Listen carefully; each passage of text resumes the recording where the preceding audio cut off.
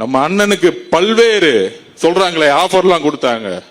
50-50, நீங்க 90 நான் 90, நீங்க முதலமைச்சர் 2.5 வருஷம் நான் முதலமைச்சர் 2.5 வருஷம், எல்லா ஆஃபரும் கொடுத்தாங்க. நாம அரசியலுக்கு வந்ததிலிருந்தே நம்மளை பற்றி நிறையா சில வதந்திகள் எல்லாமே சொல்லிக்கிட்டு இருக்காங்க இல்லையா. வேற என்ன அவதூறு பரப்பலாம் இவர் மேலே அப்படின்ட்டு ட்ரை பண்ணி எல்லாமே அவங்களுக்கு ஒர்க் அவுட் ஆகலை. ஸோ கடைசியில் என்னதான் இந்த விஜயை பண்ணலாம் அப்படின்னு நினைக்கும் போது தான் இந்த கூட்டணி அந்த கூட்டணிலாம் சேர போறாரு அப்படின்ட்டு ஒரு பொய்யான ஒரு பிரச்சாரத்தை ஸ்டார்ட் பண்ணிக்கிட்டு இருந்தாங்க.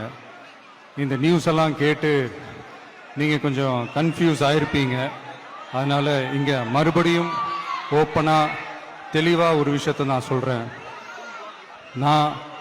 நாங்கள் எப்பவுமே மதச்சார்பற்ற கொள்கைன்றதில் அந்த ஸ்டாண்ட்லேயோ மதச்சார்பற்ற சமூக நீதி என்ற அந்த நிலைப்பாட்டிலேயோ எப்பவுமே சமரசம் வச்சுக்கவே மாட்டோம். அதனால யார் என்ன அவதூறு பரப்புனாலும் தயவு செஞ்சு அதை நம்பாதீங்க.